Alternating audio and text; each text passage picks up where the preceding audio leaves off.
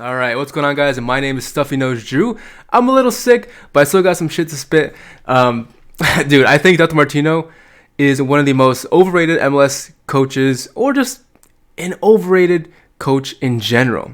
In this video, I'm going to talk about why I think Tata Martino is that overrated, and I'll give you some little facts and shit like that. So without further ado, let's get to it. If you're Edson Alvarez or Chucky Lozano, because you guys just made those recent, headlines about Tata Martino, then subscribe down below because I'm sure you'll like to hear this. Just stop being soft, okay? All right, so Tata Martino, if you don't know, is the current coach of Inter Miami. He's coached lots of teams, especially around South America. He's coached Barcelona. He's coached some national teams. And in reality, all those have been kind of failures, in my opinion. I'm sure a lot of people will see it too after watching this video. I hope you guys are on the same page.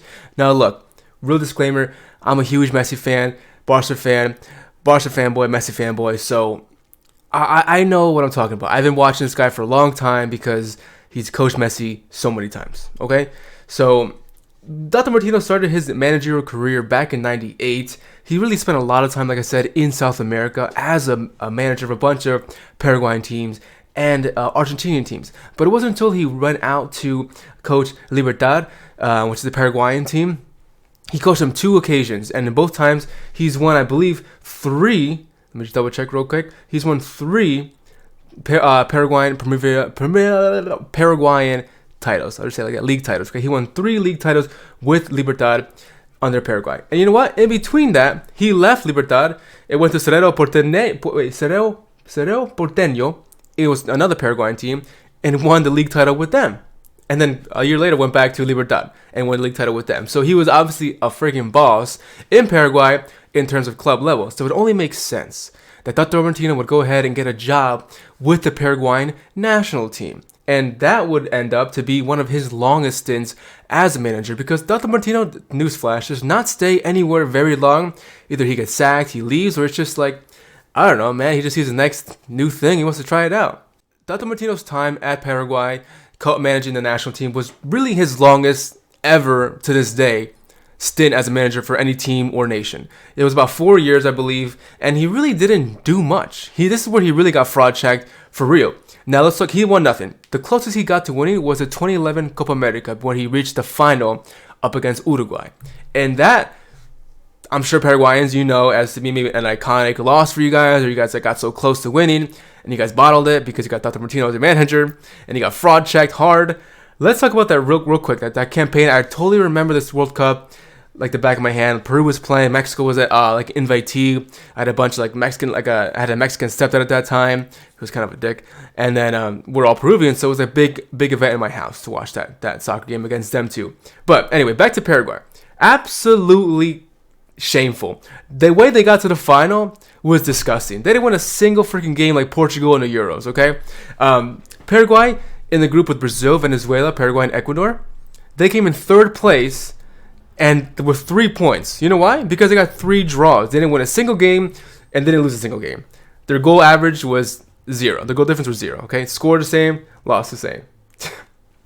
And then in the knockout stages, they come up against none other than Brazil. I was like, all right, this is it. Brazil's going to go through, blah, blah, blah. Brazil, for some reason, couldn't score against Paraguay.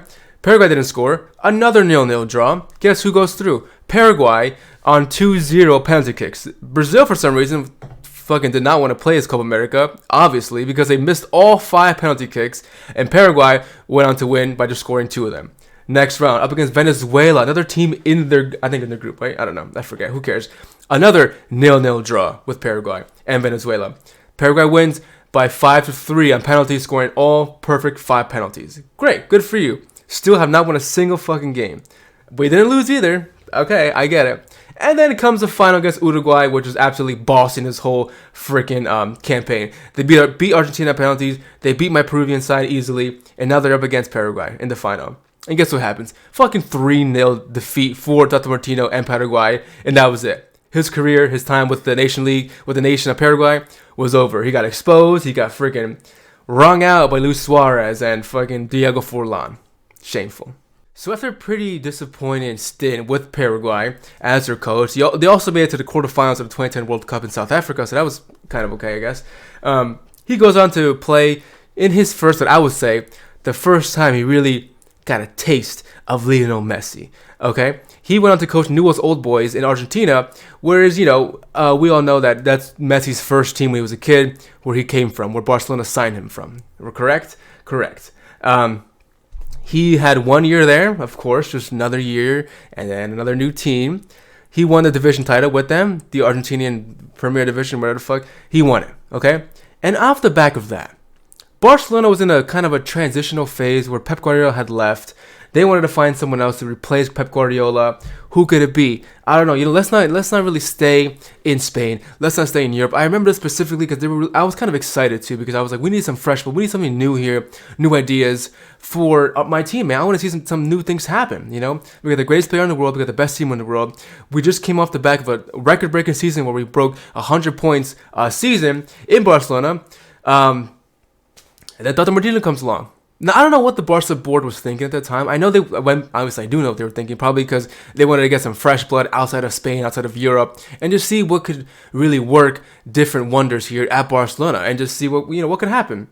And they see this guy doing, okay in Paraguay club level, doing pretty good in Argentina club level, just winning a division title, and then kind of getting to the final of Copa America, whatever. It's, they should look deeper into that campaign. And again, we're fucking head coach of the biggest team in the world at that time. Okay, argue what you will, Bayern Munich and Real Madrid fans. Barca was on top of the world back then. They definitely were. They were the team to be at. They were the team to beat. And this guy came with a lot of pressure on his shoulders. Tata Martino came with a lot of pressure because Barca was definitely a place where you had to win everything. If you don't win a fucking treble, you're a flop as a coach. And he did so much worse than that, man. The only thing that he won, I believe, let me just bring it up here because I can't lose my fucking place. Yeah, the only thing he won was the Supercopa de España against Atletico Madrid. And you know how he won that? Off 2 draws. He didn't even freaking win a game, man. He didn't win a single freaking game. This is why I'm telling you, Tata Martino, in every final he played in, he's a flop. Absolute flop. Okay? I'll get to that in a second, too. So at the end of the video, I'm going to talk about all his big flops. Okay? Just hold on. Supercopa de España against Atletico Madrid, the Supercopa in 2013. He won that. The season just started, blah, blah, blah. He wins it. He's going to look so good for a Barca. He'd be so good. Oh, my God. I was excited, too. I was fucking happy and excited. It was a 1-1 draw away from home, and then 0-0 draw at home at the Camp Nou. Messi missed a penalty. Who cares? But we won, right? We won on away goal rule. Not penalties, away goal. And then came the Copa del Rey final later that year against Real Madrid. And again, fraud checked. He lost 2-1. Marc Bartra, of all people, scored a goal for Barcelona. I think that was a game where Gareth Bale kind of humiliated Marc Bartra, which is a center back for Barca at that time, where he kind of just sped past him with fucking high speed Lamborghini pace.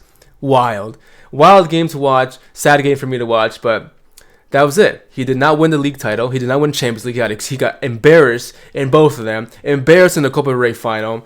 Absolute embarrassment. He was like, you know what? I'm going to step down. And at that time, I was kind of mad. I didn't like him at that time, but also I gave him some slack. I was like, you know what?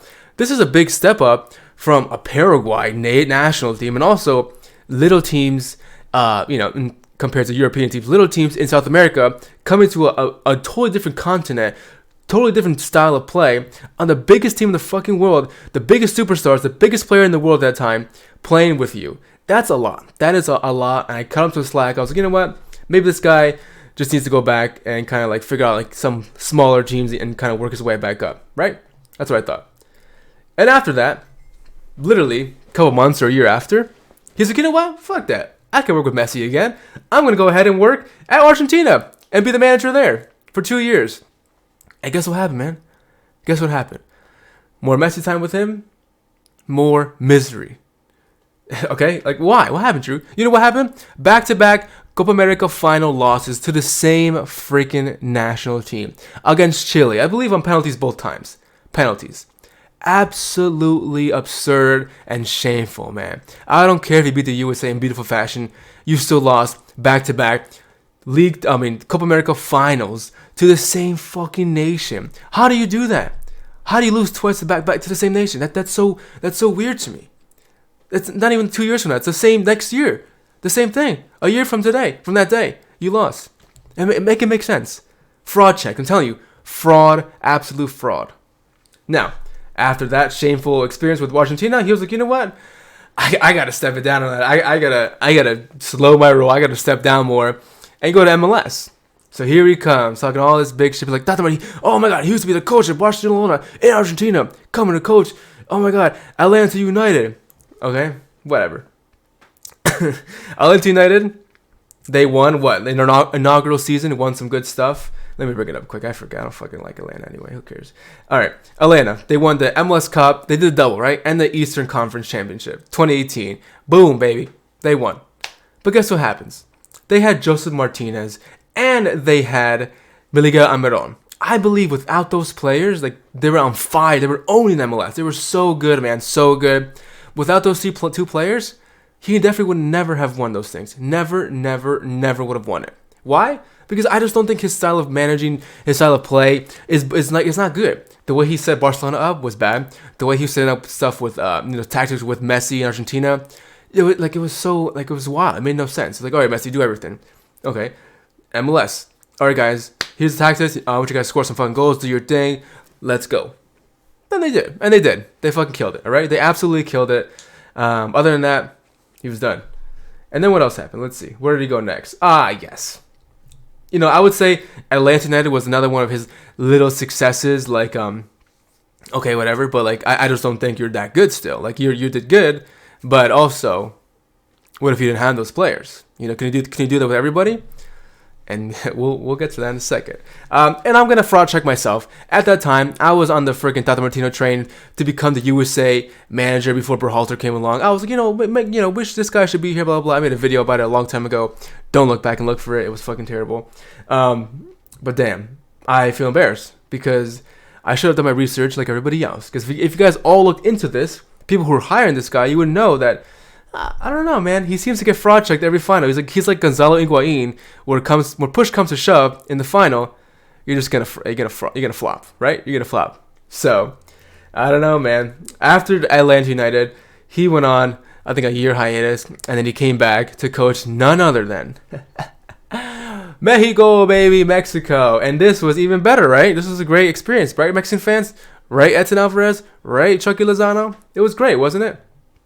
No, apparently it wasn't. And he's right. Because on two more nations finals, he lost one terribly, and he won one. He won the 2019 Gold Cup against the USA, but then lost the Nations League final against the USA in 2020. So that was awesome. That was awesome to see as a USA fan. And I'm sure Mexican fans were actually on board. Like, this guy's so good, blah, blah, blah. He won the Gold Cup. As we should. We take back, CONCACAF. And then look at you guys. Look at you suckers now, baby. And that was it. He brought them to the 2022 World Cup. Sorry, I keep going back and forth. 2022 World Cup, where everyone says, not everyone, but I guess some Mexican fans and Mexican fans now, because of a player like Edson Alvarez coming out and saying that Tata Martino kind of threw the game against Argentina. Why the fuck? Why?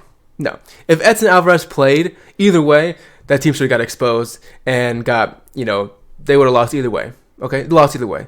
How come Edson didn't do no shit against Poland? I mean, Poland didn't score either. It was a 0-0 draw, one of Tata's specialties. But still, you guys should have won that game and then kind of stop talking shit. That's what I said. Stop being soft, all right? Stop being soft. So now, after the Mexico disaster, he was not really doing that good. Now, here he is at Inter Miami. Wow, oh my God, he's doing so good. His first time here, his first games here, Leagues Cup, he won it. All right, Inter Miami sucked. And now he's here with Messi, reunited, Busquets, Alba. Oh my God, 2023 Leagues Cup final, champions. Great. Messi's here. What do you expect? Messi fucking carried this shit for you. You were losing against Cruz Azul until Messi came along. U.S. Open Cup final against Houston. Fucking Houston, baby. It's Houston, okay? Losing against Houston. And guess what happened? Messi wasn't there. And what happens? He loses. He absolutely loses. Now, you can see it now with Inter Miami even more than ever, because I feel like it's harder to hide it now because now there's so many more eyes on him in America because of MLS and Messi's team at Miami, that when Messi's not playing, the team clearly struggles. I know they just won recently with Messi not playing and Suarez scored 2 goals, but still, he has Luis Suarez. But if he does not have a player like Luis Suarez or Lionel Messi like he did before Suarez came along, you could see that the team could not do well. No Messi, no party. So why is that? It's because your coach is mediocre. He's a fraud. He got fraud checked so many times. Let's count. Okay, let's see. Out of the 5 national team cup finals he participated in, he won one of them. One of them. Out of the 2 club runners up thing, or like championship 3 runners up thing, 3 club finals, man. He won 2 of them and lost 2 of them. And the one he won was basically a 2-legged affair at Supercopa, which he didn't win a single game. He won it off away goals. So not even a real win. He couldn't dominate. He didn't dominate. In the finals, he don't dominate. If he wins it, he doesn't dominate. If he loses it, he gets dominated. That's just how it is. That's just how it is. Tata Martino, sorry, bro, but you just got fraud checked. Now, look, I did sign up to coach a U15 soccer league, so maybe I'll get fraud checked too, and you guys can make fun of me. But you know what? I would be honored. Let me know what you guys think down below about Tata Martino. Are you guys still on the Tata Martino hype train, or do you guys kind of see what I'm seeing now, that this guy's kind of a fraud? Let me know what you guys think down below. As always, thank you so much for kicking it with me, and I'll see you guys next time. Peace.